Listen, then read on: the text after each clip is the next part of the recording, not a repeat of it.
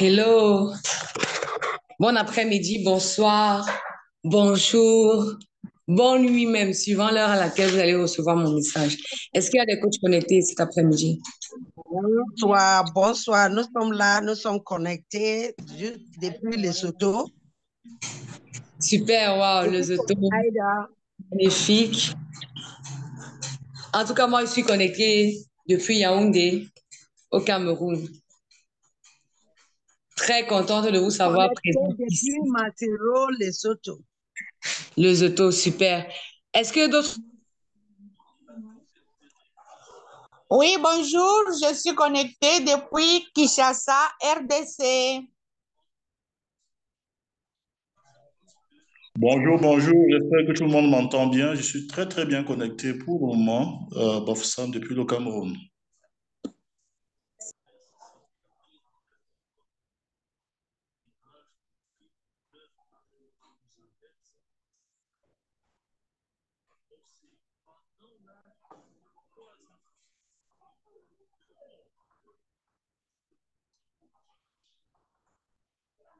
Bonjour, moi je suis Bertrand Tchakouté, connecté depuis Abidjan en Côte d'Ivoire.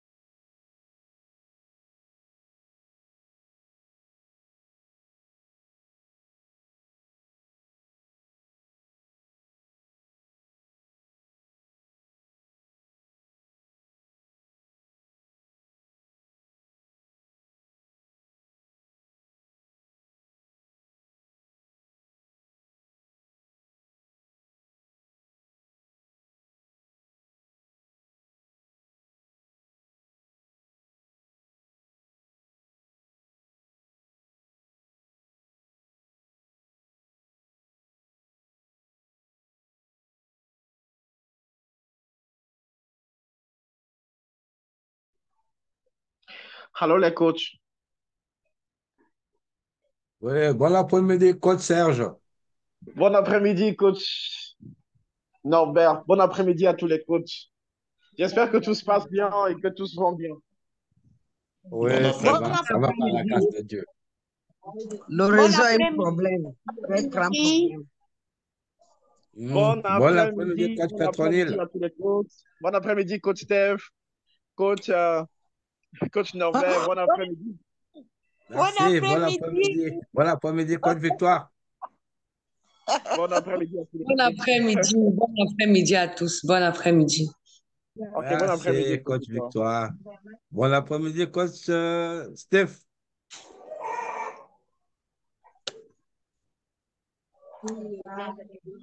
Ok, super, super, super. Il y avait quelques soucis de connexion, mais actuellement, je pense que c'est réglé. Donc, je vais vous dérouler rapidement le programme. Dans quelques instants, nous aurons la visite, ou alors, non, le passage, voilà, de coach Hervé Francis qui viendra nous entretenir sur le thème de ce la parole à coach Gladys Nangué pour la présentation du produit Highly Global Training Center, un excellent produit qui va bientôt être lancé sur le marché. Et après cela, nous reviendrons pour la phase question. Mais nous tenons à rappeler que avec la technique, nous allons avoir un moment de pause pour vous présenter une vidéo en ce qui concerne le Training Center. Merci encore pour votre aimable attention. Merci pour votre présence. Et voilà le coach que nous avons pour ce soir pour la présentation présentation du thème, je tiens à rappeler que le thème de ce jour, c'est quelques stratégies clés pour assurer, la pérennité de votre entreprise. Donc, aujourd'hui, de façon très pratique, il sera question pour nous de recevoir des stratégies, de recevoir des astuces, de recevoir des techniques, de recevoir des clés, bien évidemment, qui nous permettront de pouvoir assurer la pérennité de notre entreprise. Vous savez, l'un des phénomènes qu'on remarque aujourd'hui n'est pas le fait que les entreprises ne sont pas créées, mais simplement le fait que les entreprises ne perdurent pas. Très souvent, vous verrez des personnes qui commencent des entreprises, mais n'arrivent pas à pouvoir tenir. Bon, moi, personnellement, il m'est arrivé à plusieurs reprises de pouvoir entamer des projets, de pouvoir entamer des entreprises, mais parfois ou bien parce que j'ai manqué d'avoir les bonnes stratégies, je n'ai pas pu continuer jusqu'à la fin. Et c'est vraiment l'un des problèmes des entrepreneurs aujourd'hui. Donc, je pense qu'aujourd'hui, en tant que coach, en tant qu'entrepreneur, en tant, qu'aspirant entrepreneur, nous allons avoir des astuces pratiques pour pouvoir non pas seulement créer une entreprise, mais toujours et surtout assurer sa pérennité.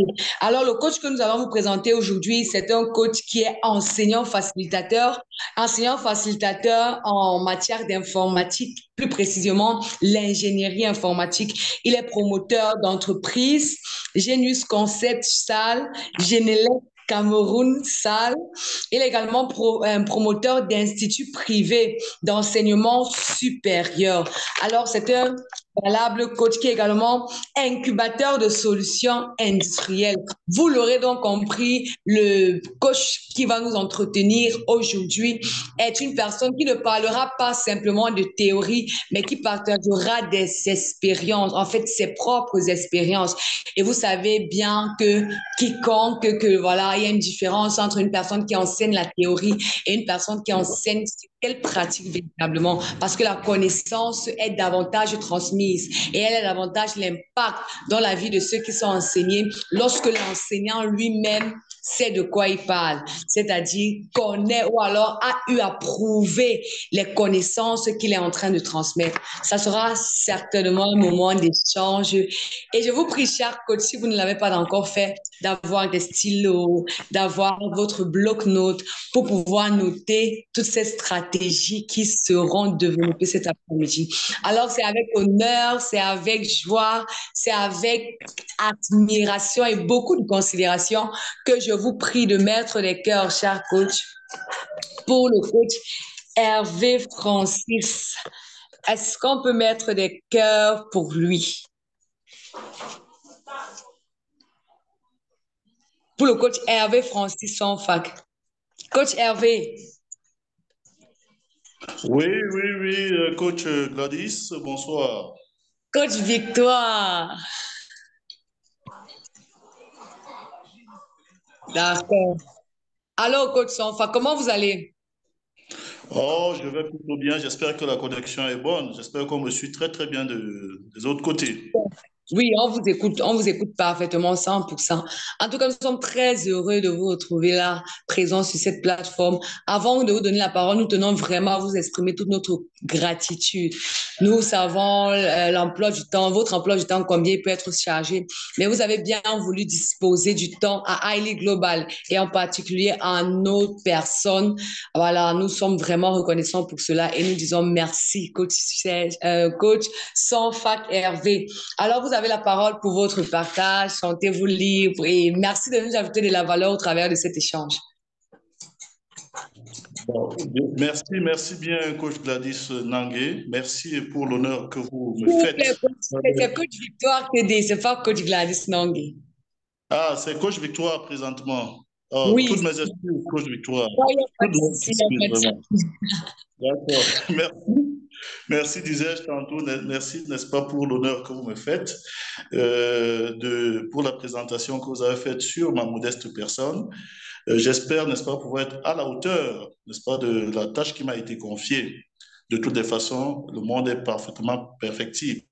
S'il y a des imperfections, on va essayer de corriger les prochaines fois. Alors, je vais d'abord commencer mon propos par, on va dire, un cri de ralliement. Vous savez, lorsque lorsque les gens vont en guerre, il y a toujours ce cri de ralliement là pour réveiller les troupes et pour davantage, n'est-ce pas, tonifier ces troupes-là.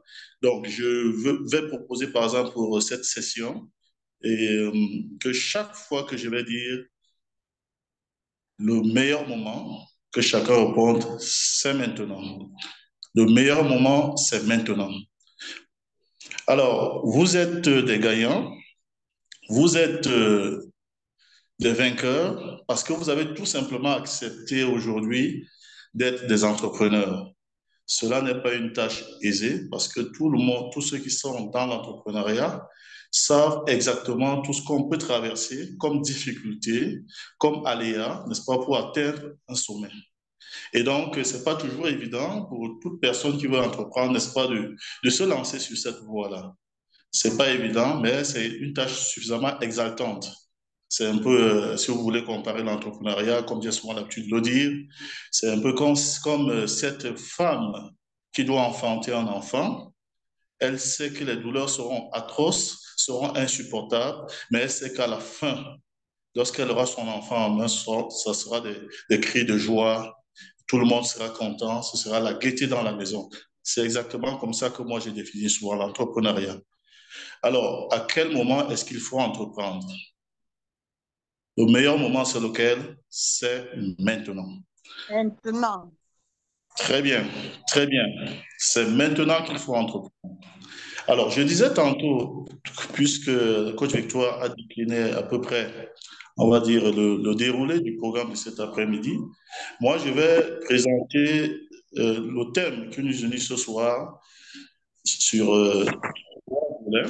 si vous voulez, sur trois grandes parties. La première partie va porter sur une situation problème. La seconde partie va résumer en gros les différentes stratégies qu'on pourrait adopter lorsqu'il faut assurer la pérennité de notre entreprise. Et la troisième partie sera une situation d'intégration. Donc, en A, la situation du problème. En B, le résumé qui concerne l'essentiel, n'est-ce pas, du travail de cet après-midi. Et en C, nous allons parler de la situation d'intégration, c'est-à-dire la situation d'intégration où on va poser un problème réel qui pourrait se poser, qui pourrait impacter, n'est-ce pas, la non-pérennité, n'est-ce pas, d'une entreprise. Je vais donc commencer par la première partie, la partie qui concerne la situation problème. Je veux sentir que chacun d'entre nous est intégré, fait partie intégrante, n'est-ce pas, du thème qui nous unit cet après-midi. Je veux le sentir parce que lorsqu'on parle de stratégie clé pour assurer la pérennité de notre entreprise, de votre entreprise, vous comprenez tout de suite qu'il s'agit de la survie de cette entreprise-là que nous avons pris la peine de mettre sur pied. Alors, je demande aux coachs qui sont présents dans la salle, si je vous parle, par exemple, de Fukushima, World Trade Center, Cynthia, le Brexit, le 11 septembre 2021, la COVID-19, qu'est-ce que ça vous évoque? Je veux voir dans les commentaires ce que chacun pense de tous ces éléments que j'ai cités. Le Fukushima, par exemple, le World Trade Center, Cynthia, le Brexit, le 11 septembre 2011, la COVID-19. Qu'est-ce que ça vous évoque? Est-ce que ça vous parle, ces termes-là? Je veux voir dans les chats ce que chacun pense de ça. La tristesse, calamité, catastrophe. Les autres coachs, je veux vous voir, je veux vous voir réagir là. Catastrophe, folie de l'homme. Bertrand Tchakoté parle de folie de l'homme. Nous avons Marie-Claire qui parle de close down, des crises, des morts en centaines, ainsi de suite, ainsi de suite, ainsi de suite. Vous voyez très bien que tous les mots que vous avez évoqués n'évoquent pas des choses tout à fait réluisantes. C'est de la tristesse, c'est la mort, c'est des menaces, c'est la déroute, ainsi de suite. Donc, très clairement, il y a une chose qui est constante dans le terme que nous avons évoqué. Il y a ces catastrophes, ces crises technologiques, écologiques, économiques, naturelles, des crises politiques, des crises sanitaires, des attentats, des guerres. Ça, ce sont des conséquences qui sont très souvent, et la plupart du temps, imprévisibles. La plupart du temps, c'est des inconnus qui n'entrent pas très souvent dans la stratégie de nos entreprises. Et donc, beaucoup de dirigeants négligent l'impact négatif sur le développement de notre entreprise. Et cela doit changer. Et le meilleur moment pour changer, c'est maintenant. Alors, lorsqu'on parle par exemple de Fukushima, ça c'est un accident industriel qui s'est produit,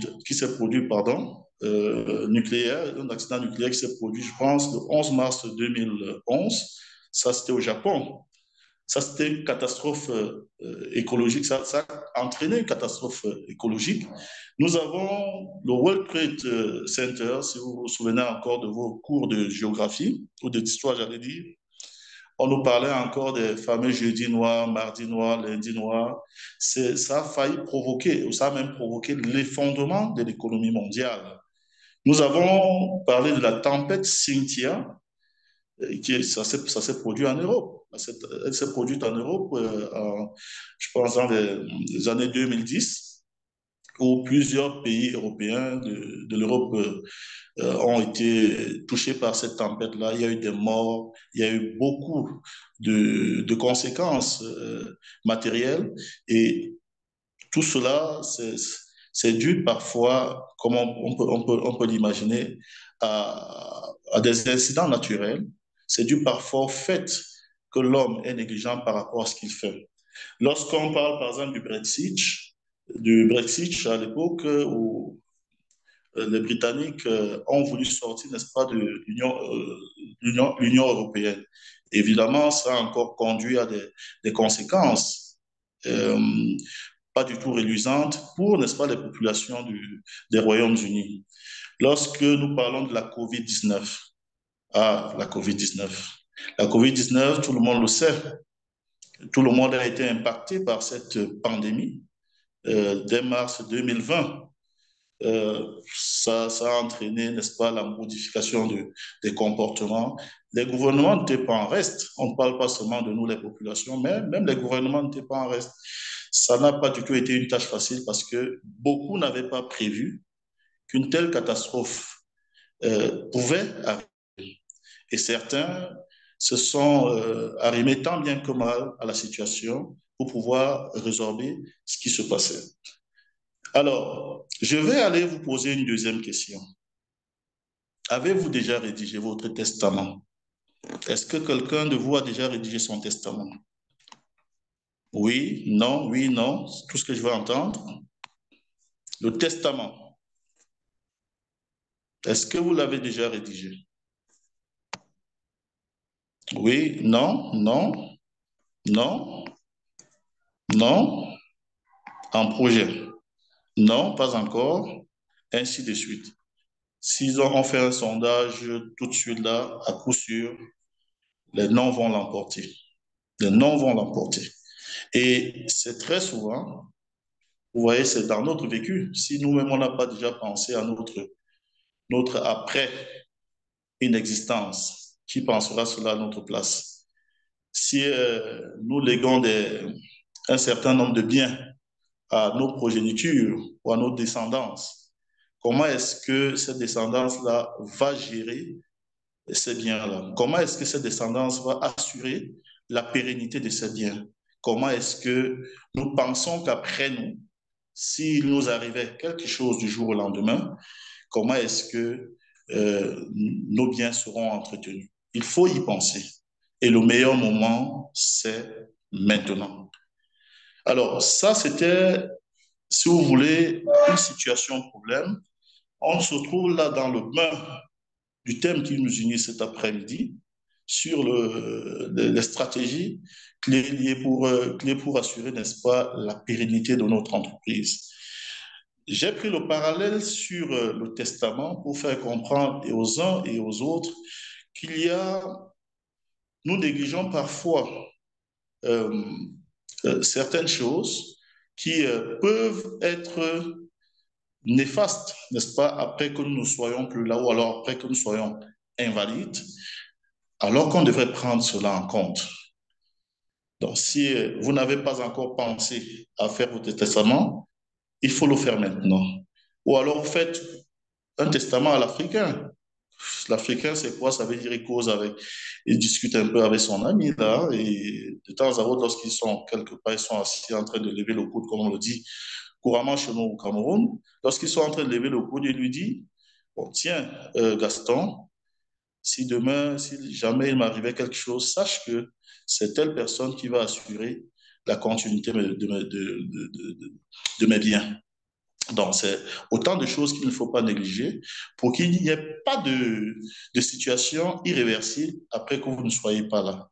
Pour qu'il n'y ait pas de désordre qui s'installe après, n'est-ce pas, que vous ne soyez pas là. C'est pour éviter cet état de choses qu'on estime, on pense que tout entrepreneur, tout gestionnaire devrait penser à son après-inexistence, à son après-disparition. Penser à cela voudrait dire qu'on a prévu, n'est-ce pas, que ça pourrait arriver. Tôt ou tard, chacun d'entre nous va disparaître de la planète. Donc, c'est un événement prévisible. Mais on ne sait pas tout simplement quand est-ce que ça va arriver, mais ça va arriver. Pour le cas de l'entreprise, il faut qu'on sache il y aura toujours, n'est-ce pas, des événements imprévus, qu'il y aura toujours des aléas, il y aura toujours des incertitudes. C'est des choses imprévisibles, mais c'est des choses qu'on doit prévoir, n'est-ce pas, dans la démarche de la stratégie de gestion de notre entreprise. Donc, c'est un peu comme chez nous, les programmeurs en informatique. Je fais ce parallèle avec ce qu'on appelle le bug informatique, le bug de l'an 2000. Vous savez qu'à l'époque, lorsqu'on parlait du bug de l'an 2000, les informaticiens, lorsqu'ils avaient fait les programmes, ils n'avaient pas pensé qu'un jour, l'année, c'est-à-dire les 4 chiffres, là, c'est souvent, on dit 1901, 1902, 1903, jusqu'à 1999. L'informaticien, lui, il avait, à l'époque, maintenu le 1 et le 9. Lorsque l'informatique évoluait, il n'avait jamais pensé que le 1 et le 9 pouvaient changer. Imaginez-vous un client d'une banque qui va déposer son argent à la banque et qu'il doit bloquer ce compte. Il doit bloquer le compte, il bloque le compte en 1999, peut-être un 20 décembre. Il sait que dans 5 ans, peut-être en 2004, il doit rentrer en possession de son argent. Mais c'est le logiciel informatique. Lorsqu'on va atteindre, on sera en 1999, l'algorithme va faire en sorte qu'on revienne encore à 1900, c'est-à-dire 1900, parce qu'on n'a pas pris en compte qu'après 19 devait venir 20, ou qu'on parle du bug de l'an 2000. Ça, c'était une erreur qu'on a constatée, et sachant que ça pouvait créer des perturbations, n'est-ce pas, dans le fonctionnement naturel des choses, les informaticiens ont très, très rapidement apporté des correctifs pour qu'on ne connaisse pas cette catastrophe-là. Donc, vous voyez, c'est des choses qu'on a pu rattraper, mais il y en a qu'on ne peut pas rattraper. Et c'est ce qui justifie, n'est-ce pas, le passage à notre thème sur les stratégies clés pour assurer la pérennité de notre entreprise. Tout à l'heure, la coach Victoire nous disait qu'il faut qu'on soit armés, n'est-ce pas, pour pouvoir gérer notre entreprise. Parfois, il nous manque cette énergie suffisante là, n'est-ce pas, pour avoir des bons ingrédients pour gérer notre entreprise, parce qu'on on a souvent un peu de paresse, peut-être parce qu'on n'a pas de l'expérience. Il faut rechercher ce petit quelque chose-là, n'est-ce pas, pour compléter et avancer. Parfois, il faut être motivé par d'autres entrepreneurs, ainsi de suite. Mon cas, par exemple, c'est que j'aime bien lire ceux qui ont réussi. J'aime bien lire, par exemple, les milliardaires comme Aliko Dangote. comme chez nous ici au Cameroun, Paul Fokam Camerounais, parce que je me dis toujours que lorsque quelqu'un a réussi, n'est-ce pas, on peut s'inspirer, n'est-ce pas, de ce qu'il a fait, n'est-ce pas, pour avancer et pour mettre le pas là où il faut. Parce qu'il faut, n'est-ce pas, suivre leur pas. Ils sont déjà de l'autre côté, on doit les suivre. Alors, le décor étant ainsi planté, je vais continuer, n'est-ce pas, avec la partie B, qui concerne donc le résumé du déroulé, n'est-ce pas, sur les stratégies clés pour assurer la pérennité de notre entreprise. Je vais un peu plus loin que, n'est-ce pas, que ce que Victoire a évoqué là tout à l'heure. Je vais plus loin parce que il ne s'agit pas ici de votre petite personne. Il ne s'agit pas ici de votre petite famille. Il s'agit ici de l'impact que vous avez sur la société. Est-ce qu'il faut accepter qu'une entreprise meure alors qu'on a pris la peine, on a mis beaucoup d'énergie pour que cette entreprise naisse et que du jour au lendemain, l'entreprise doit mourir? On ne peut pas accepter cela. Alors, je vais continuer avec la partie B, comme je le disais tout à l'heure. On va se poser un certain nombre de questions et on va répondre à ces questions-là. Lorsqu'on parle des stratégies clés pour assurer la pérennité de l'entreprise, pourquoi même d'abord penser à la stratégie de l'entreprise? Pourquoi est-ce que on ne pourrait pas faire comme les autres? Les autres, c'est-à-dire créer l'entreprise, tant qu'ils sont là, ils vivent bien, eh bien, ça va. Mais le jour où ils ne sont pas là, l'entreprise va mourir. Il y a des cas. Les cas sont légion. Vous allez voir des entreprises de renommée internationale qui, à l'époque, ont existé, qui aujourd'hui, même dans l'histoire, n'en parlent plus. Pourtant, c'est des entreprises qui ont fait, n'est-ce pas, la pluie et le beau temps. Alors, nous ne parlons pas de ces entreprises-là parce que c'est des entreprises qui, peut-être, s'il faut même qu'on en parle, j'allais dire, s'il faut même qu'on en parle, c'est des entreprises qui vont être citées en contre-exemple. Alors, le bon exemple, c'est l'entreprise qui, jusqu'aujourd'hui, n'est-ce pas, continue à écrire ses lettres de noblesse parce que l'entreprise a pensé à une stratégie ou bien aux stratégies pour assurer la pérennité de son entreprise. Je vais évoquer la publicité, n'est-ce pas, des entreprises comme Castel avec les brasseries qui sont installées dans beaucoup de régions d'Afrique. Je vais évoquer des entreprises comme Nestlé. Je vais évoquer beaucoup d'autres entreprises comme Guinness. Donc ça, ce sont des entreprises locales que je connais mieux. Mais il y a des entreprises internationales qui, qui existent, qui jusqu'à aujourd'hui font la fierté, n'est-ce pas, de leurs initiateurs. Pourquoi donc penser à la pérennité de l'entreprise? Tout simplement parce que les risques de disparition de l'entreprise sont nombreux, ils sont variés. Ces risques sont naturels, sont technologiques, ces risques sont écologiques et même sanitaires. On l'a vu avec la COVID-19. Deuxième chose, comment est-ce qu'on peut donc faire pour assurer cette pérennité, la pérennité de cette entreprise?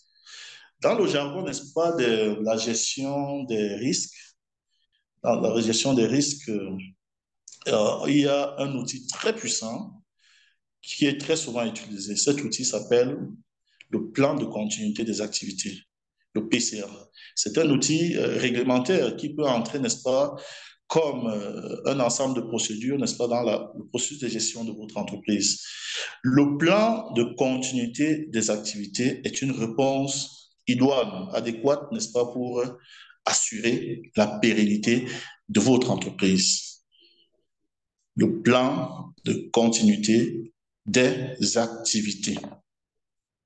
Plan de continuité des activités. Pourquoi donc le plan de continuité des activités? Justement, on l'a dit à l'entame, parce qu'il y a des incertitudes, il y a des imprévus, il y a des aléas.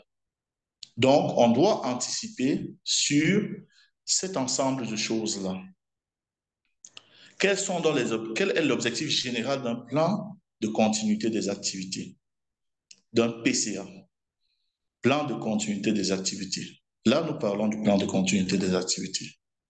On parle d'une sorte de testament. qu'on pourrait léguer à la postérité pour assurer la continuité de l'entreprise. On parle du plan de continuité des activités. L'objectif général, donc, c'est d'assurer la survie et la prospérité d'une entreprise face aux événements inattendus. Ça arrive tous les jours, ces événements inattendus. Alors, comme objectif spécifique, ça a pour but donc de minimiser les perturbations. Ça a pour but de protéger même la réputation de l'entreprise. Ça a pour but de préserver les actifs essentiels. Ça a pour but d'assurer la conformité réglementaire. Parce que sous d'autres cieux, sachez que le PCA, si ce n'est pas inclus, n'est-ce pas, dans vos documents réglementaires, okay, vous n'êtes pas pris, n'est-ce pas, comme une entreprise sérieuse. C'est quoi donc le PCA? Le PCA, c'est donc, on pourrait dire, n'est-ce pas, un ensemble de procédures ou de mesures qui ont été conçues pour permettre à une entreprise de continuer ou de reprendre rapidement ses opérations après un incident majeur inattendu. Donc, vous voyez que nous sommes là toujours dans une incertitude. Mais il faut qu'on prévoie que, n'est-ce pas, une catastrophe, une crise peut du jour au lendemain survenir, n'est-ce pas, et bousculer, si vous voulez, n'est-ce pas, le bon fonctionnement, le déroulement naturel des choses. Il faut qu'on ait ça déjà en esprit, qu'on soit conscient que c'est quelque chose qui peut arriver à tout moment. Donc, nous sommes dans cette incertitude. Mais lorsque ça va arriver, qu'est-ce qu'il faut faire? Donc, la boussole, le guide, n'est que notre PCA. Puisqu'on l'a élaboré, on doit le mettre en œuvre pour pallier, n'est-ce pas, à cet incident majeur survenu. Donc, pour nous, le PCA, c'est l'ensemble de procédures et de mesures conçues pour permettre à une entreprise de continuer ou de reprendre rapidement ses opérations après un incident majeur. Alors, la question qui va se poser là tout à l'heure, c'est justement comment est-ce qu'on élabore un plan de continuité des activités. Alors, l'élaboration va passer par 4 points essentiels. Parce que pour élaborer un plan de continuité des activités, nous devons d'abord, dans un premier temps, identifier les risques potentiels. Ces risques-là peuvent être en interne ou en externe. Donc, les risques peuvent être internes, pardon, peut être du fait de l'entreprise, à l'intérieur, au sein de l'entreprise, ça peut être du fait, n'est-ce pas, des employés, des dirigeants, ainsi de suite. Il peut y avoir donc cette crise-là qui naît, n'est-ce pas, au sein de l'entreprise. Tout comme ces crises-là peuvent être, n'est-ce pas, externes. On peut parler, par exemple, des différentes catastrophes naturelles qui ne dépendent pas forcément de nous. Il faut donc qu'on puisse cerner dans les domaines de l'entreprise où l'entreprise est la plus vulnérable. Parce que quand vous identifiez ces risques, ça vous permet donc de cerner les domaines où l'entreprise semble être la plus vulnérable. Et donc, c'est sur ce domaine-là qu'il faut s'appuyer, n'est-ce pas, où il faut avoir plus d'attention pour que le service minimum, justement, soit assuré. Donc, on doit identifier les risques potentiels qui peuvent mettre à mal le fonctionnement de notre entreprise si jamais il survient, n'est-ce pas, un événement majeur inattendu. La deuxième chose à faire lors de l'élaboration, n'est-ce pas, d'un plan de continuité des activités, c'est d'analyser l'impact sur l'activité. C'est-à-dire lorsque cet incident, cet événement imprévu va survenir, quel pourrait être l'impact? Je ne vais pas vous faire un dessin. Tout le monde a connu, n'est-ce pas, on va dire quoi, des hauts et des bas lorsque la crise sanitaire liée, n'est-ce pas, à la COVID-19, liée au coronavirus, est survenue. Tout le monde, sans exception, quand je dis des hauts et des bas, c'est parce qu'il y en a qui grinçaient les dents pendant que d'aucuns, n'est-ce pas, souriaient plutôt. Donc, ceux qui vendaient forcément les équipements biomédicaux, ceux-là pouvaient sourire. Pendant ce temps, ceux qui dépendaient ceux qui ont subi les conséquences, n'est-ce pas, de cette foudre sanitaire n'avaient que leurs yeux pour pleurer. Donc, je ne veux pas vous faire un dessin. Donc, il y a forcément un impact qui peut survenir lorsque notre entreprise est soumise à cette déchéance-là. Donc, analyser dans l'impact sur l'activité consiste donc à évaluer le potentiel des interruptions sur les fonctions de l'entreprise. Ça consiste aussi à déterminer quels processus et fonctions sont critiques pour la survie et le fonctionnement continu de l'entreprise. Et ça consiste enfin à fixer des priorités pour la reprise et allouer de manière adéquate les ressources lors de la mise en œuvre du plan de continuité des activités. Donc, une fois que vous avez identifié les risques, vous avez analysé l'impact, il faut maintenant définir les stratégies de continuité. Parce que les stratégies que nous allons définir sont adaptables au style, n'est-ce pas, à la taille ou à la nature de l'entreprise. Donc, ce sont des stratégies qui ne peuvent être fonction, n'est-ce pas, de la nature et de la taille de l'entreprise, ainsi que des risques spécifiques identifiés. Donc, les stratégies qu'on applique pour une entreprise, par exemple X, ne peuvent pas être forcément les mêmes stratégies applicables à une entreprise Y, parce que les données ne sont pas les mêmes, ne sont pas forcément les mêmes, j'allais dire. Donc, il faut mettre, dans ce cas, en place, on peut mettre par exemple en place des sites de travail alternatifs. Nous, ici au Cameroun, lorsque justement ce problème de coronavirus, par exemple, s'est posé, on a vu le ministère de la Santé commencer à élaborer un certain nombre de procédures. Il y avait chaque fois à la télévision des informations qui passaient, des sensibilisations de la population, ainsi de suite. Bon, c'est des choses qu'on n'avait pas encore connues à l'époque. Et en ce moment-là, on a commencé à mettre en branle, à mettre en œuvre, n'est-ce pas, les différentes procédures qui avaient été élaborées par les différents ministères concernés. Il y a l'élaboration des plans de communication d'urgence parce qu'il faut communiquer. Parce que si la communication s'arrête, eh bien, ça peut causer encore plus de problèmes qu'il n'en fallait. Et qu'il faut aussi il faut mettre en place des systèmes de résilience. C'est comme chez nous, on dit souvent, il faut se serrer la ceinture. Lorsque c'est fort, par exemple, à la maison, lorsque papa peut-être a perdu son boulot, et que papa était la seule source de revenus, ça devient très, très compliqué à la maison. Il faut se serrer la ceinture. Si on faisait 3 repas par jour, 2 repas par jour, pour certains, cette fois-là, on peut faire 1 repas par jour et peut-être même demi-repas par jour et parfois même dormir sans manger. Ça arrive constamment. Alors, l'objectif, finalement, donc, de la définition des stratégies de continuité de service est justement de garantir les opérations essentielles de l'entreprise. Parce que lorsque je prends toujours l'exemple du coronavirus, nous dans l'éducation, par exemple, lorsque cela est arrivé, on était habitué à venir dispenser, c'est-à-dire donner les supports de cours aux étudiants, dispenser les cours, expliquer, interagir physiquement avec les étudiants, répondre à leurs sollicitations. Mais après lorsque le coronavirus est survenu, qu'est-ce qu'on a fait? On nous a dit tout le monde doit être en quarantaine, tout le monde doit être confiné. Le confinement, c'était obligatoire. Alors, il faut bien que le service minimum soit assuré dans l'éducation. Nous qui avons des universités, qu'est-ce qu'on fait? Les apprenants doivent avoir des connaissances. Alors, c'est en ce moment que beaucoup ont découvert, n'est-ce pas, des plateformes interactives comme Zoom, que nous sommes en train d'utiliser là présentement pour nos échanges. Donc, on était obligé donc de modifier les méthodes pédagogiques afin d'assurer ce service minimum-là.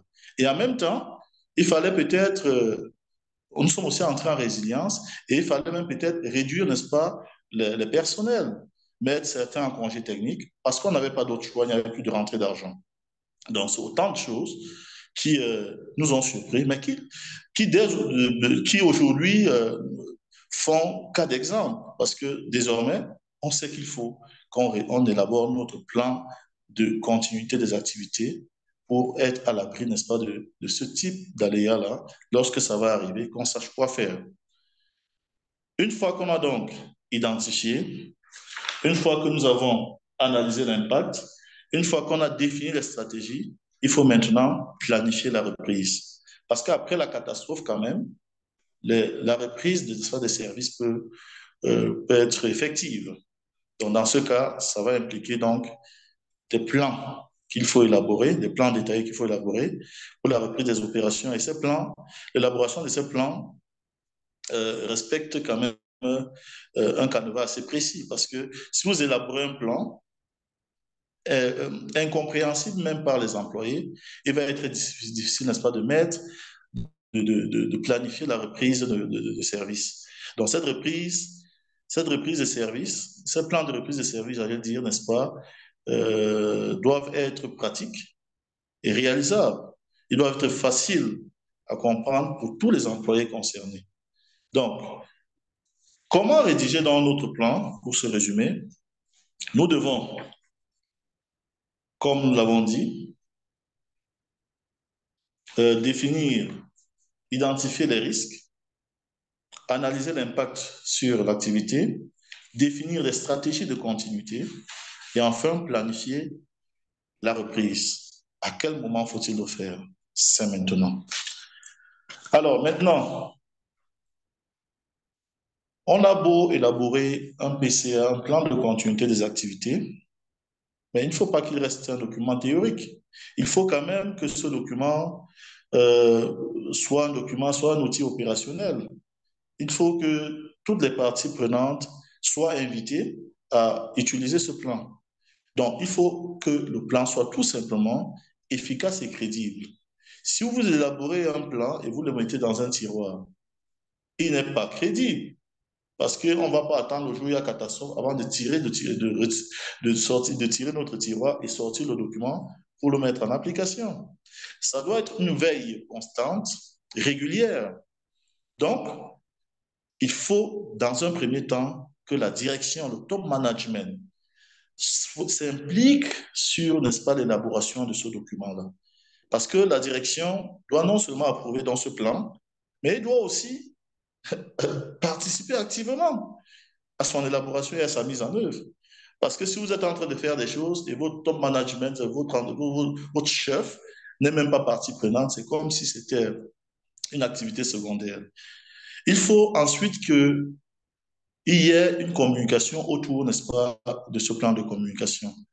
La formation ne doit pas être un événement ponctuel. Ça doit être un processus continu, un peu comme dans l'armée. Oui, c'est-à-dire qu'il faut des tests et des révisions régulières. Il faut des exercices de simulation pour assurer que le PCA reste pertinent, qu'il reste d'actualité. Si ce n'est le cas, faire la mise à jour du PCA. Donc, quand on sent qu'il y a un événement ou alors quand on sent qu'il y a une évolution peut-être au sein de l'entreprise, dans la réglementation en vigueur, il faut aussi adapter notre PCA au contexte. Donc, il faut l'actualiser. Il faut constamment l'actualiser. Cela passe, ne sera pas des tests et des révisions. Vous voyez, souvent même dans l'armée, ça se fait. Dans l'armée, à un moment donné, ceux qui sont en formation, on leur dit, ceci n'est pas un exercice. Ceci n'est pas un exercice. On leur répète ça chaque fois. Ceci n'est pas un exercice. Parce qu'il faut qu'ils comprennent, qu'ils aient conscience que l'ennemi, la menace, j'allais dire, la menace peut arriver à tout moment. Et donc, il faut être en veille constante. Donc, il faut donc des tests et des révisions régulières. Il faut, même dans une certaine mesure, et ça, c'est une obligation, que ça fasse partie intégrante, n'est-ce pas, de la culture de l'entreprise. Il faut que chaque employé qui se trouve dans un service de l'entreprise se sente profondément, intimement lié à ce PCA-là. Il faut qu'il fasse partie prenante, n'est-ce pas, de l'élaboration. Il faut qu'il soit impliqué dans l'élaboration et qu'il s'implique davantage aussi dans cette élaboration, qu'il propose des choses. Donc, il faut que ça fasse partie intégrante de la culture de l'entreprise. Et cela pourra donc inclure, pour que ce soit dans la culture de l'entreprise, cela peut passer par la sensibilisation et la responsabilisation. C'est-à-dire, on doit sensibiliser les employés, on doit même responsabiliser les employés en faisant quoi? En organisant des sessions de formation régulières, en produisant des bulletins d'information, en discutant, en faisant des discussions ouvertes, élargies à tout le personnel. Il faut même parfois prendre des exemples et des études de cas. Pas seulement des exemples d'échecs, mais aussi des exemples de réussite. C'est-à-dire qu'il y a des organismes qui ont élaboré leur PCA, qui les ont mis en œuvre, les ont essayés, les ont testés, et ça a fonctionné. Donc, ce sont des exemples comme ça qu'on peut prendre pour des exemples de réussite, comme des exemples d'échecs qui peuvent aussi sensibiliser davantage, n'est-ce pas, les parties prenantes sur l'utilisation, n'est-ce pas, du PCA.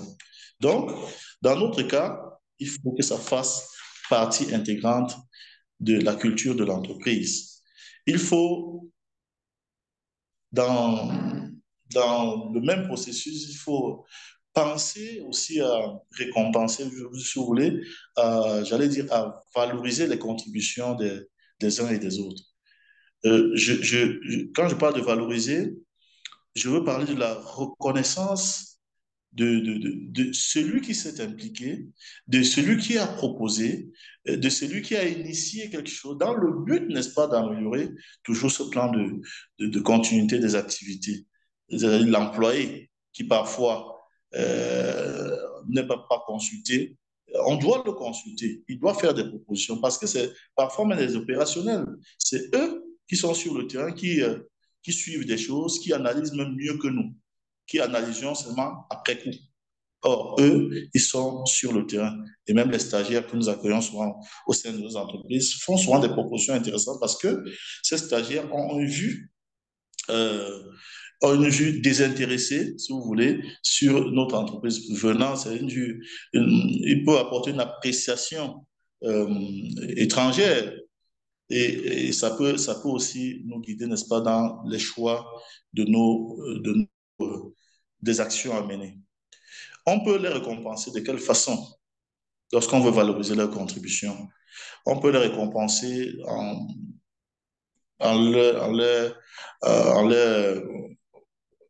de façon pécuniaire, en augmentant le salaire, par exemple. Ils peuvent subir, n'est-ce pas, une promotion au sein de l'entreprise. Ils peuvent suivre des stages de formation. Ok, ça peut être, n'est-ce pas, des choses comme ça qu'on peut mettre à leur disposition pour les récompenser parce qu'il s'agit quand même de la survie de notre entreprise. Je vais, par exemple, pour ce cas-ci précisément sur la valorisation des contributions, je vais attirer l'attention des entrepreneurs que nous sommes sur cette valorisation-là.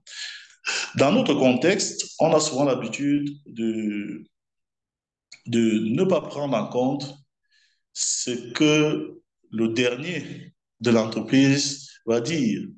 On n'a pas souvent l'habitude, par exemple, de prendre en compte ce que le gardien, le vigile, j'allais dire, je prends le vigile, je prends le responsable peut-être le responsable d'entretien, je dis n'importe quoi. Parce qu'on s'est dit, bon, lui, il n'est que vigile.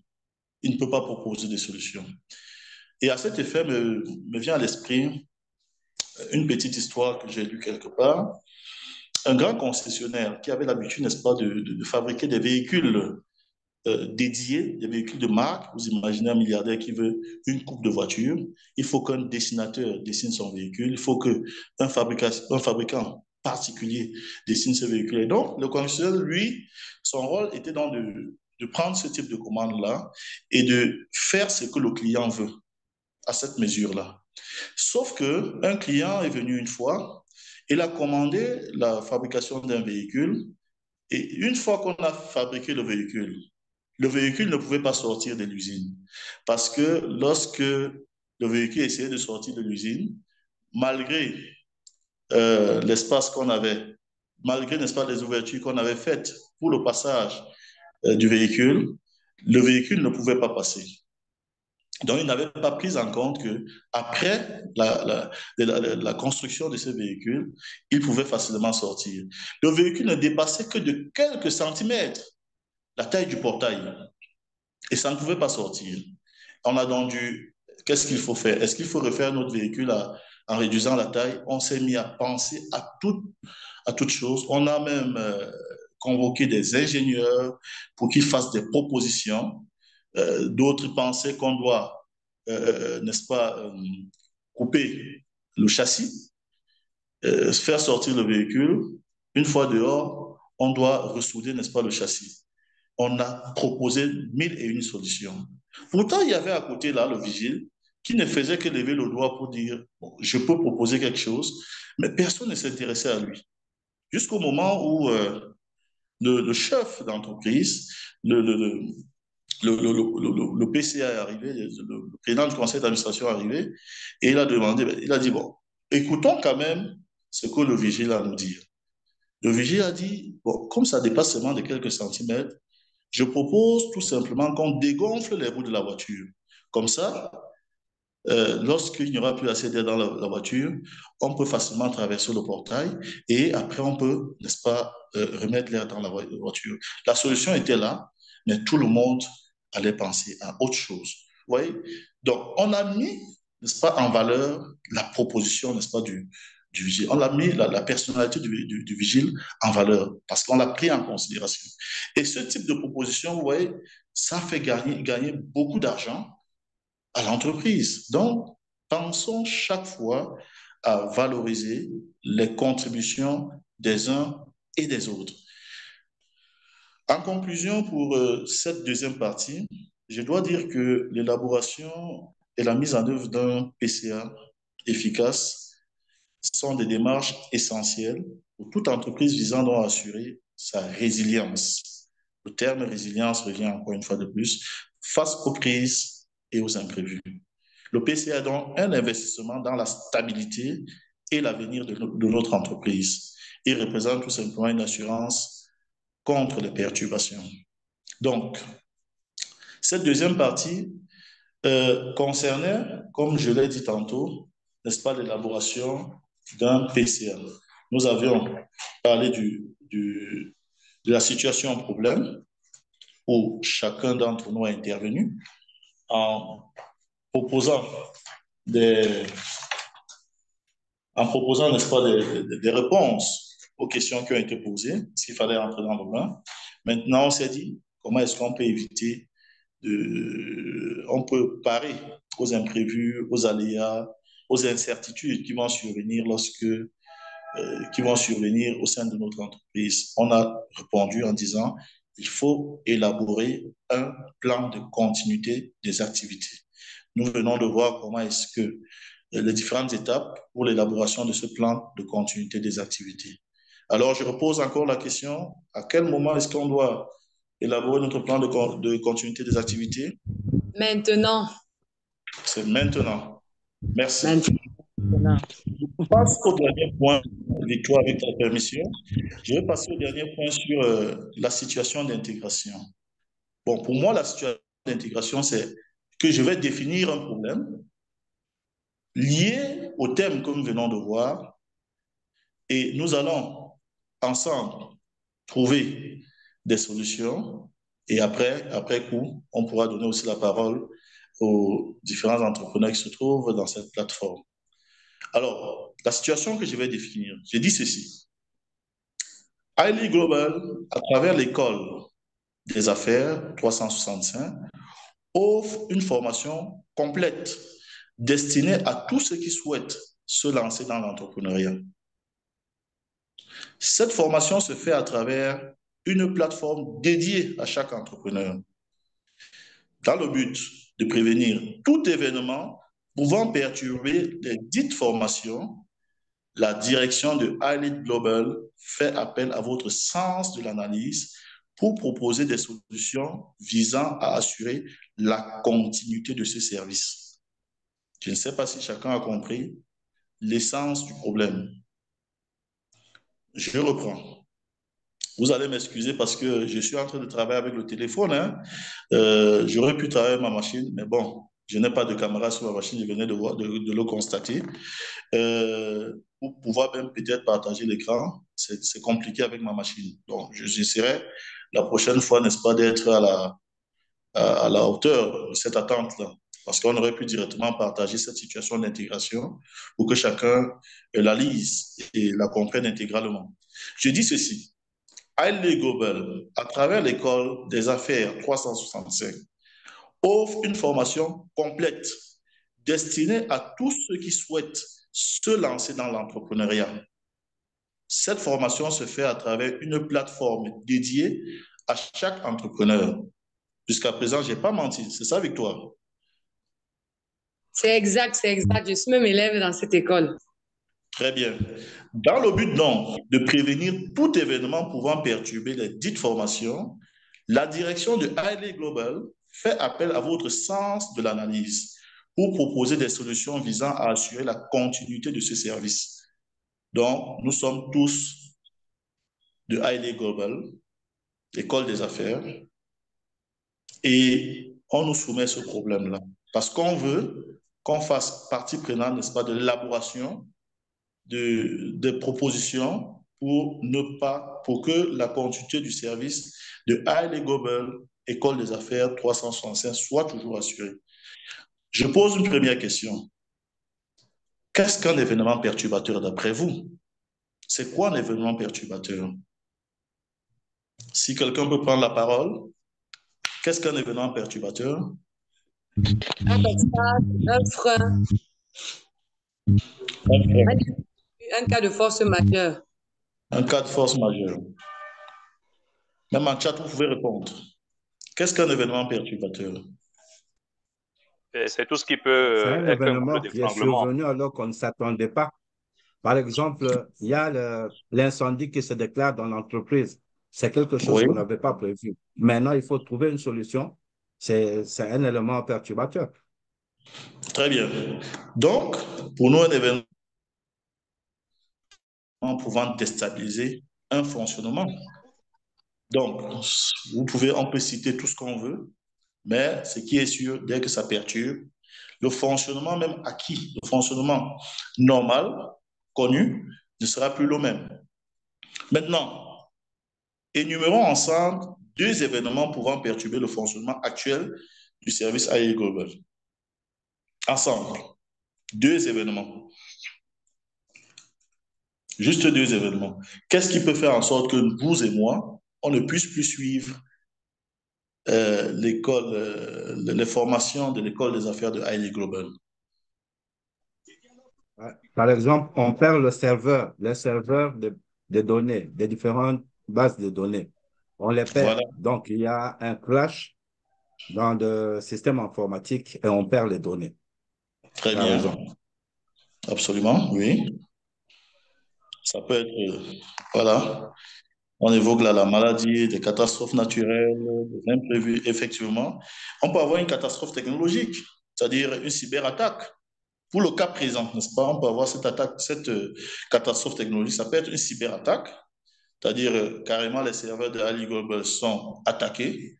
On peut avoir même un bug informatique, comme on l'a dit, on l'a expliqué là tantôt. On peut avoir ce bug informatique. On peut même avoir une crise en interne.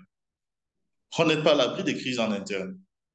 Hein? C'est-à-dire que Ali Global, même à travers ces statuts, peut du jour au lendemain disparaître. Ali Global, même à travers ses ressources humaines, peut avoir des perturbations en interne.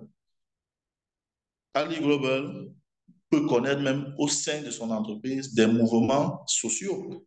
C'est autant de choses qui peuvent, n'est-ce pas, perturber, n'est-ce pas, le bon déroulement des activités dans Ali Global. Et ça, c'est des exemples, on peut citer tellement d'exemples. Alors, le fait que désormais Ali Global soit donc conscient que c'est des choses qui peuvent arriver. Qu'est-ce que vous pouvez proposer à Ali Global pour éviter ou réduire l'impact négatif de cette perturbation? Qu'est-ce que vous pouvez Moi, proposer? je pourrais dire, par exemple, pour le serveur, qu'il faudrait qu'on ait un serveur backup pour pouvoir stocker les éléments au cas où il y a une perturbation comme ça au niveau du serveur, qu'on puisse recourir au système backup. Voilà, une proposition. Oui, c'est-à-dire que le fait qu'on ait, par exemple, on soit dans les clouds qu'effectivement les données soient stockées dans des clouds, même si un serveur lâche, qu'on puisse ne soit récupérer, on puisse récupérer les informations dans un autre serveur. Oui, ça, c'est une proposition. La proposition que je veux, je souhaite que ce soit une proposition globale et qui est en rapport avec ce qu'on vient de voir. Ça doit être une solution globale. Ça ne doit pas seulement être une solution qui gère le problème de piratage, du bug informatique ou bien de catastrophes naturelles. Donc, ça doit être un problème global. Qu'est-ce que nous pouvons donc proposer à iGlobal?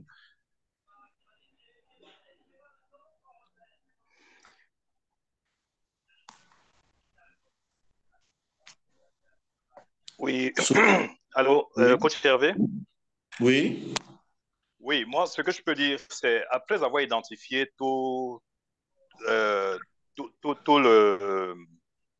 après avoir fait une sorte de, comment j'appelle ça là, un état des lieux et avoir identifié toutes les forces qu'on a Oui. et après l'élaboration d'un PCA, je pense qu'il faut simplement anticiper. On peut anticiper dans tout ce que nous avons en se disant il y a telle chose peut arriver à n'importe quel moment. C'est-à-dire que l'anticipation aussi ne tient pas compte d'un truc spécifique.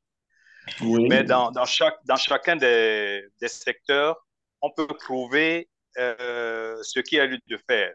Par exemple, Oui. en fait, moi, je parle tout simplement d'anticipation, hein,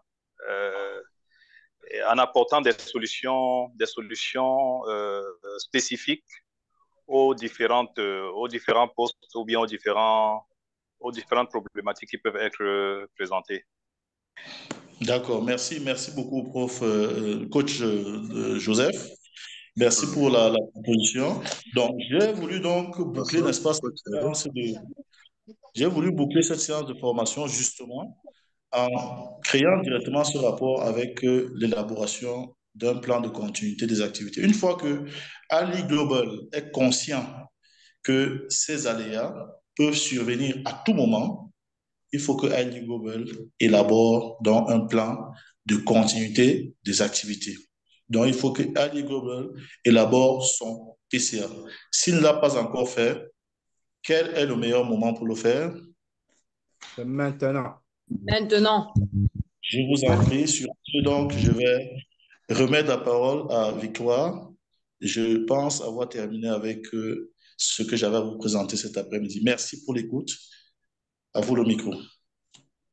Merci encore. Est-ce qu'on peut remercier l'expertise, les connaissances qui nous ont été communiquées ce soir par coach Hervé Sonfac avec des cœurs, s'il vous plaît, les coachs, mettons des cœurs vraiment, vraiment. En tout cas, quelque chose que je retiens, c'est que c'est important de faire un PCA. Un PCA, c'est quoi? Un PCA, c'est le plan de continuité des activités. 4 étapes pour constituer un PCA. Première étape, identifier les risques potentiels. Deuxième étape, identifier l'impact sur l'entreprise. Troisième étape, définir les stratégies de continuité de l'entreprise. Et quatrième étape, planifier la reprise. Vraiment, c'est vraiment très riche, non seulement en expertise, mais également en connaissances. Nous reviendrons certainement pour des questions. Et très rapidement, je m'en vais passer la parole à Gladys. Coach Gladys Nangue, qui en quelques minutes va nous présenter un produit phare de Highly Global. Et juste après, cher coach, nous reviendrons pour les questions à l'endroit de coach Hervé Sonfac. Coach Gladys, est-ce que vous êtes présente? Oui, coach Victoire, bon après-midi. Bon après-midi, coach. Comment vous allez ce dimanche? Je vais très bien, merci. Et vous-même? Excellent, bien. Ça se voit même sur votre visage. En tout cas, très enchantée de vous retrouver ici présente cet après-midi. Vous avez la parole, coach. Merci, coach Victoire. Bon après-midi à tous les coachs. Je tenais à dire un merci particulier au coach Hervé Sonfac pour la valeur qu'il m'a apportée cet après-midi. Merci énormément pour votre partage. Merci d'avoir partagé avec nous votre argent gazeux. L'argent gazeux, là, vraiment, j'en ai beaucoup bénéficié cet après-midi. Voilà, bon après-midi à tous les coachs une fois de plus. Donc, je suis là juste pour nous parler de ce produit ce produit qui vient, comment je vais dire, qui vient innover en fait le système d'enseignement en Afrique en particulier. Ce produit, c'est le Haile Global Training Center. C'est un centre de formation qui a été pensé par notre master coach Raphaël Diné et aujourd'hui qui fait ses preuves. Le centre de formation de Haile Global est à sa 2e année. Et ce centre de formation, en fait, a pour but de développer une nouvelle génération de personnel qualifié pour pouvoir répondre aux exigences du marché de l'emploi. Alors, c'est un centre de formation qui vient davantage capaciter des jeunes, les rendre professionnels, non seulement professionnellement, les rendre professionnels sur le côté professionnel, excusez la tautologie, mais aussi développer leurs compétences personnelles. Parce qu'il faut le dire, il y a 2 week-ends, on parlait ici, il y a un coach qui nous a entretenus ici qui parlait des 3 formes de l'argent. L'argent existe sous 3 formes. J'ai énormément été édifiée par ça. Et il a parlé d'une forme qui est l'argent gazeux. Et il nous disait tantôt que l'argent gazeux, c'est ça en fait qui est à l'origine de l'argent liquide. L'argent liquide, c'est les billets de banque. L'argent solide, c'est tout ce qui est mobilier, tout ce qui est en nature. Par contre, l'argent gazeux, c'est la connaissance. L'argent gazeux, c'est les compétences. L'argent gazeux, c'est le talent. C'est ce que nous avons qu'on ne peut pas nous enlever. C'est ça, en fait, la première richesse. Donc, le centre de formation Haile Global vient développer davantage cette première richesse-là et rendre les jeunes aptes à pouvoir répondre aux exigences du marché de l'emploi aujourd'hui. Comme je disais tantôt, ce centre de formation est à sa 2e année. Il a déjà fait ses preuves. Et quand il a été ouvert, nous avions des formations qui allaient sur 4 niveaux, 6 mois. Un niveau durait 6 mois. Cela s'est passé, mais on a été challengé. On s'est rendu compte que, vu que le système est nouveau, qu'il est innovant et que beaucoup de jeunes ne sont pas facilement adaptés. Il faut dire que c'est différent de ce que nous voyons dans nos écoles ou alors dans nos instituts. Ailleurs, on part s'asseoir dans une salle de classe, on écrit les cours et puis on rentre bûcher et tout ça. Mais ce système nouveau se fait totalement, je vais dire, à 99% en ligne. Donc, nous avons des plateformes, une plateforme de cours et une plateforme des exercices. Et c'est à l'apprenant maintenant de disposer de son temps pour pouvoir suivre ses cours en ligne. À côté, on a des facilitateurs qui viennent donc permettre aux apprenants de mieux assimiler ces cours-là. Donc, le système n'étant pas facilement mis, comment je vais dire, compris par les apprenants, nous avons fait pratiquement 7 mois sans recruter parce qu'il fallait qu'on repense comment est-ce qu'on peut mieux communiquer la vision, comment est-ce qu'on peut aider les apprenants à mieux comprendre ce que nous attendons d'eux. Et c'est d'ailleurs dans ce sens que nous revenons très fort et nous revenons avec beaucoup d'expérience. Donc, le centre de formation est réouvert de nouveau. Nous sommes en train de recruter de nouveaux apprenants. Seulement, cette fois-ci, nous nous attardons vraiment sur des exigences, sur des prérequis. Il faudrait que des personnes qui viennent pour suivre des formations à Haile Global Training Center puissent avoir un certain minimum de connaissances sur ce sur quoi ils veulent se capaciter davantage. Donc, nous revenons avec des formations qui vont sur 5 ans. On a 5 niveaux. Un niveau est censé durer 12 mois. Et le premier niveau, en fait, est reparti en 2. Les premiers mois seront consacrés au développement personnel, parce qu'il faut le dire, on ne cessera jamais de le dire, le développement personnel est très, très, très, très, je veux dire, très important à Haile Global en général et à Haile Global Training Center en particulier. On doit aligner les mentalités de toutes les personnes qui arrivent pour se faire former par Haile Global. Donc, les premiers mois, on aura le développement personnel. Et on aura aussi la compréhension de la vision de Haile Global. Les mois suivants, on aura maintenant le développement professionnel, toujours accompagné du développement personnel. Donc, voilà un peu comment est-ce que le Training Center revient en force. Et vraiment, l'admission se fait sur étude de dossier. Il faut dire que les frais d'étude de dossier, c'est 100 $. C'est tout un processus qui fait intervenir différentes personnes. Oui, et même des experts. Parce qu'il faut le dire, nous serons davantage très, très, très exigeants sur les dossiers des personnes que nous retenons. Parce qu'il faudrait que, après 1 an, que ces personnes puissent commencer à produire du résultat. Et même après 1 an, si on constate que l'apprenant travailleur est très compétent et qu'il produit du bon résultat, il est possible de passer du niveau 1 au niveau 3 ou au niveau 4. Et il faut le dire, lorsqu'on passe d'un niveau à un autre, le salaire augmente en même temps. Est-ce que ce n'est pas beau ça? C'est très beau, n'est-ce pas? Donc, on encourage ainsi les personnes à développer leurs compétences et à produire vraiment de bons résultats. Donc, la prochaine rentrée, c'est le 4 mars. Nous sommes en train de booster pour avoir le maximum de personnes pour cette rentrée-là, qui va aller sur 12 mois. Ce nouveau challenge-là, comment je vais dire, cette nouvelle aventure qui va aller sur 12 mois. On espère vraiment qu'autour de vous, vous partagez l'information avec les uns et les autres. Nous avons 22 modules actuellement. Actuellement, nous avons 22 modules sur lesquels nous formons. Pour plus de détails, vous pouvez mettre vos informations, vos coordonnées personnelles dans le chat room. On va vous entretenir de façon particulière et vous donner tout ce qu'il faut pour pouvoir vous enregistrer ou alors pour pouvoir mieux passer l'information aux personnes autour de vous. Les frais de formation, il faut le dire, c'est 2500 $ par niveau. Mais le Master Coach donne la possibilité à chaque personne qui vient de pouvoir payer juste les 25%. 25% de 2500 $, donc 625 $ pour suivre la formation. Et les 75% restants seront prélevés sur le salaire lorsque l'apprenant deviendra apprenant travailleur. Donc, voilà ainsi présenté de façon succincte, Coach Victoire, le Highly Global Training Center. J'espère avoir édifié toutes les personnes connectées sur ce que c'est que le Training Center. Nous vous attendons impatiemment et massivement afin de vous entretenir de façon particulière. Merci, Coach Victoire.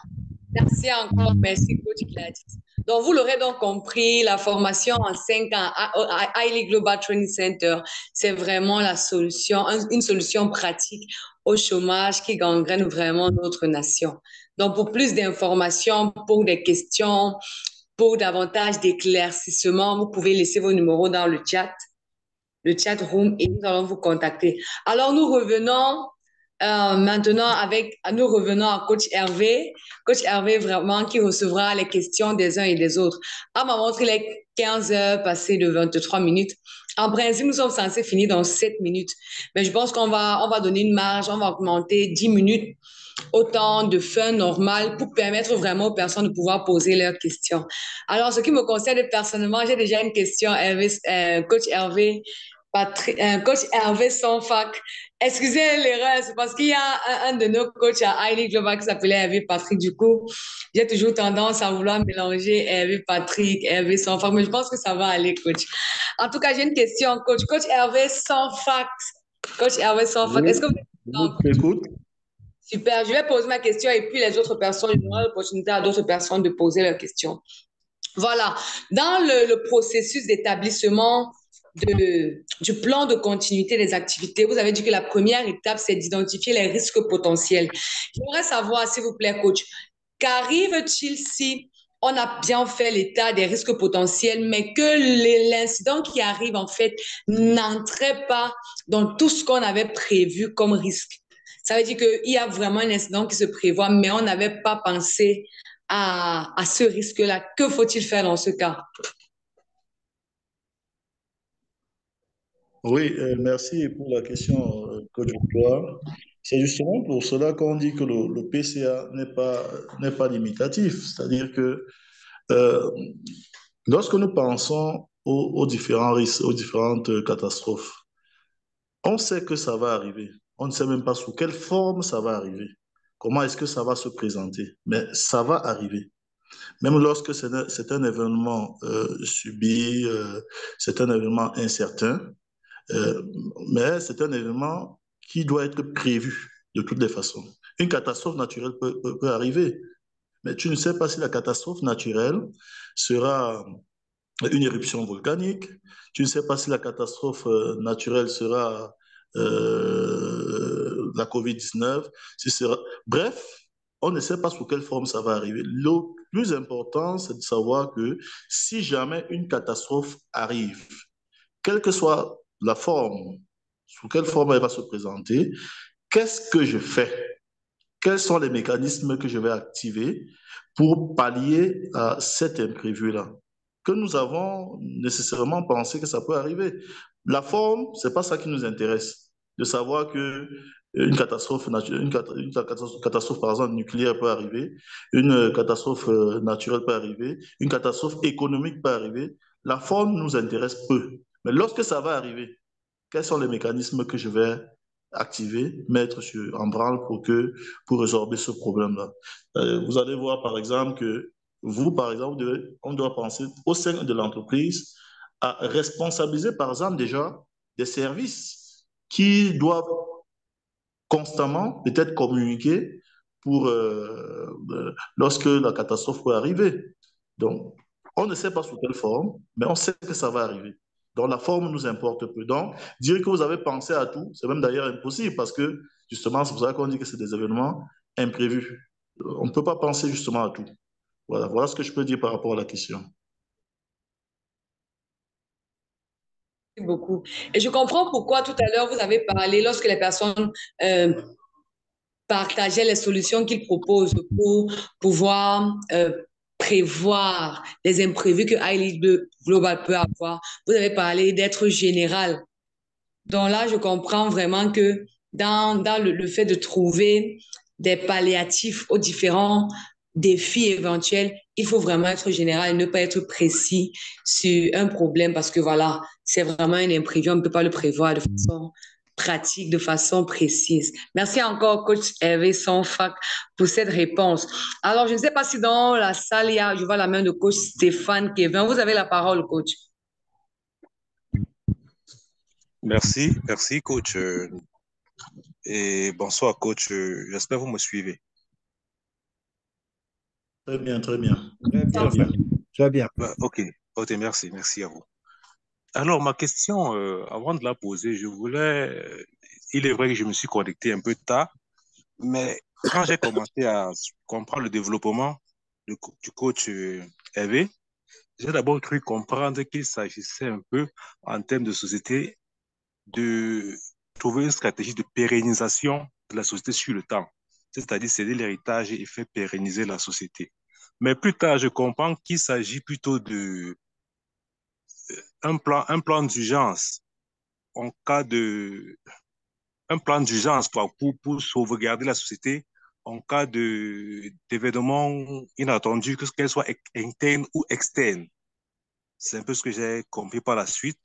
Et j'ai entendu le coach développer, de par son exemple sur iLead, qu'il pouvait avoir une solution générale. Moi, j'ai essayé de réfléchir dessus. Je me suis dit, mais est-ce que ça peut exister une solution générale? Dans la mesure où les problèmes les problèmes peuvent être internes ou externes.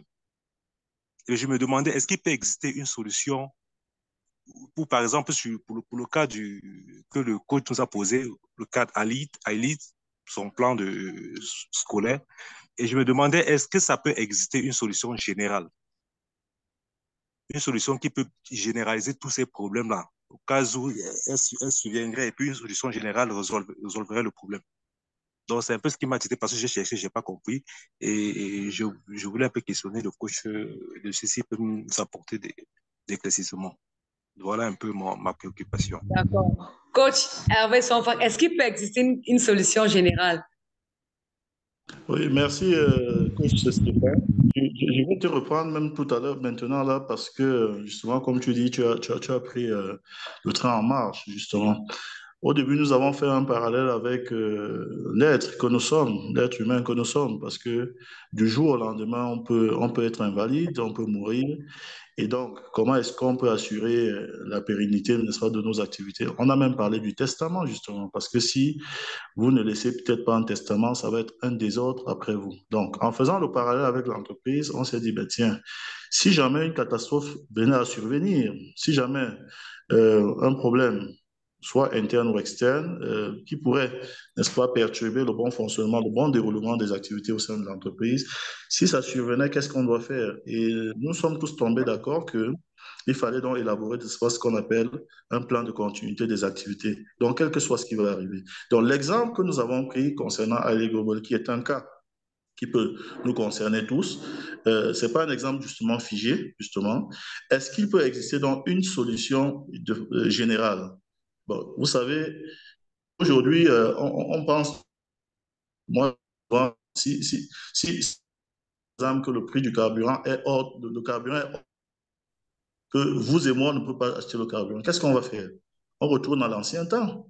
On peut si vous voulez, on prend la marche à pied. Bref, il y aura toujours des solutions. Ce ne sont pas des solutions qui vont manquer. Il n'existe pas une seule solution. Il existe des solutions. Des solutions qui peuvent être adaptées au contexte. Donc, lorsque ça arrive, parce que lorsqu'on réalise, par exemple, un plan de continuité des activités, il s'agit de faire un brainstorming, hein? C'est-à-dire de s'asseoir, avoir des séances de travail pour dire, bon, OK, à une certaine époque, il y a telle entreprise qui a connu un problème de ce type-ci, et voilà comment l'entreprise a pu réagir, n'est-ce pas, pour résorber cette affaire. On peut prendre cela en compte, on peut aller sur le terrain, rencontrer des principaux acteurs qui ont survécu à ce type d'événements et consigner ça dans notre document. Bon, c'est ce qu'on appelle le partage d'expérience, c'est-à-dire le retour d'expérience. Aller voir, rencontrer des gens, partager, échanger avec eux, et discuter avec eux et consigner ça dans notre plan de continuité des activités. Ce n'est pas un document qu'on élabore sans avoir consulté des gens. Donc, c'est un document est véritablement pratique et dynamique et qui, chaque fois, doit être révisé. Il y a des choses qu'on ne peut pas justement prévoir. Jusqu'au jour où ça arrive, on réagit comme on peut réagir. Qu'est-ce qu'on fait? On réduit la casse, comme on dit souvent. On réduit la casse. On essaie de survivre parce qu'il est question de survie de l'entreprise. Il est question de survie de l'entreprise. Si on parvient à survivre, on saura que voilà un cas qu'on a connu et désormais, on pourra être paré pour résorber ce problème si jamais il survenait encore une fois de plus. Donc, on ne peut pas avoir une seule solution générale, il peut avoir des propositions de solutions pour élaborer notre plan de continuité des activités. J'espère avoir convaincu le coach. Coach Stéphane, vous êtes convaincu de la réponse? C'est bon? Non, c'est bon, merci. C'est bon. Merci, Super, coach. super. OK. Prochaine question. J'ai vu la main, il y avait la main d'un autre coach. Est-ce qu'il y a une autre personne qui a une question?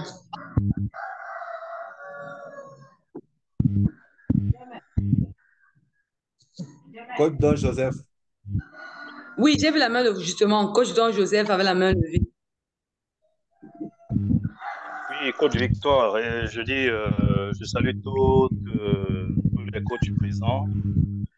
Et merci encore, coach Hervé, pour cet exposé qui, forcément,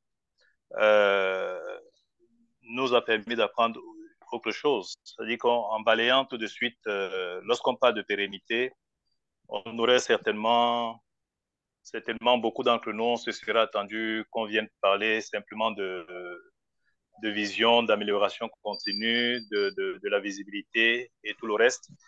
Mais là, vous avez parlé d'un instrument ou alors d'un document qui est très peu connu par la majorité des entrepreneurs que nous sommes et qui, je pense que, en le prenant en compte, va permettre qu'on évite la banqueroute désormais. Alors, qu'en est-il dans le cas d'une entreprise qui se retrouve dans un conglomérat? C'est-à-dire que ça peut être la seule entreprise qui a effectué son PCA et que les autres ne l'ont pas fait, ou soit dans un conglomérat ou bien dans une joint venture. Est-ce qu'il est nécessaire que les autres également, avant de signer ce partenariat avec dans une joint venture, que les autres fassent également leur PCA, ou bien on peut s'adapter avec le temps?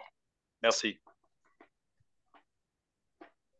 Alors, merci, coach Don Joseph, pour cette question. Bon, qu'on soit en joint venture, qu'on soit dans un conglomérat, c'est pareil, hein. Moi, je pense que lorsque vous faites une joint venture, vous avez quand même une entente de partenariat. Vous avez une entente qui stipule le fonctionnement, n'est-ce pas, qui régule, n'est-ce pas, votre entente, votre association. Donc, du coup, il y a forcément des articles sur lesquels vous dites, si enfin, vous allez vous appuyer pour dire, OK, si jamais nous, on doit euh, élaborer, par exemple, un plan de continuité des activités, ou alors, si on doit élaborer un nouveau document procédural, il faudrait que notre vis-à-vis, notre partenaire d'affaires, puisse aussi être associé, n'est-ce pas, à ce partenaire. Donc, tout va dépendre, n'est-ce pas, de l'entente de partenariat que vous avez obtenue, que vous avez eue lorsque vous étiez en train d'élaborer votre joint venture. Donc, c'est très important cela, parce que c'est un préalable. Vous ne pouvez pas du jour au lendemain dire à votre partenaire que bon, voilà, moi j'ai élaboré un PCA, ou alors je vous exige, ou alors je vous propose, n'est-ce pas, de le faire. Vous pouvez seulement faire des propositions si jamais, dans votre entente de partenariat, vous n'avez pas clairement libellé ça, soit vous modifiez l'entente de partenariat pour inclure des articles qui vous permettent, n'est-ce pas, d'aller au-delà des ententes, des premières ententes et intégrer, n'est-ce pas, le fait qu'on puisse améliorer des procédures communes de fonctionnement qui pourront, n'est-ce pas, intégrer justement le PCA. De toutes les façons, et ce qui est certain, c'est que lorsque vous êtes dans un conglomérat, lorsque vous êtes dans une joint venture, les partenaires n'ont pas de choix que de s'entendre sur des choses communes qui vont les faire évoluer. Donc, je ne vois pas comment un partenaire sera contre ou alors sera dubitatif lorsqu'il faudra élaborer un tel document qui aide tout le monde, justement. Donc, en l'élaborant, maintenant, vous l'intégrez et vous trouvez le juste milieu qui va contenter tout le monde. Voilà ce que je peux dire par rapport à ça, M. Don Joseph. Merci. Merci encore pour la réponse. En tout cas, séance très enrichissante, vraiment. Je suis en train de prendre les notes. Est-ce qu'il y a d'autres coachs qui ont des questions, des préoccupations, qui aimeraient avoir certains éclaircissements?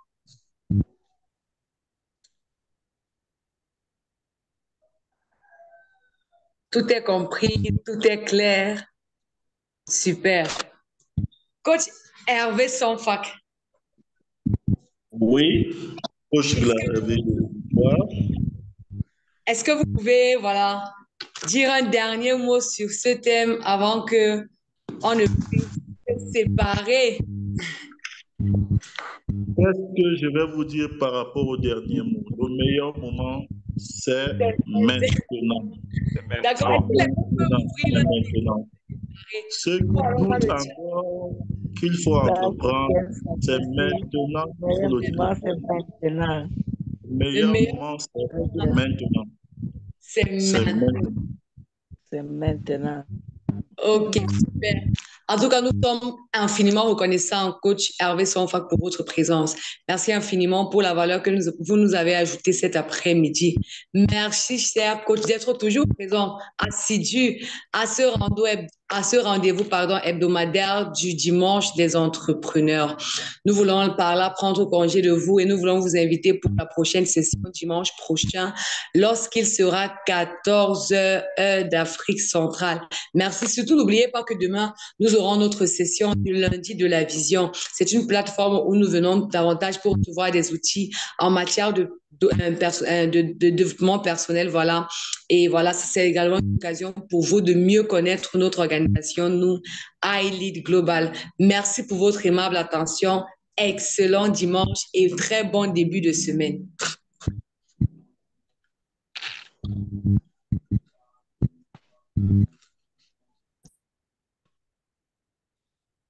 Merci, au revoir.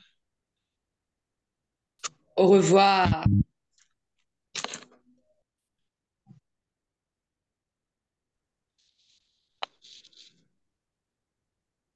I want to go.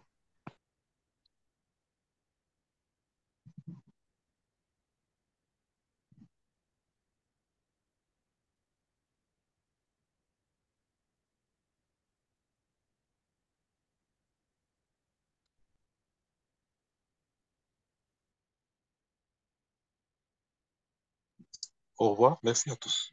Merci.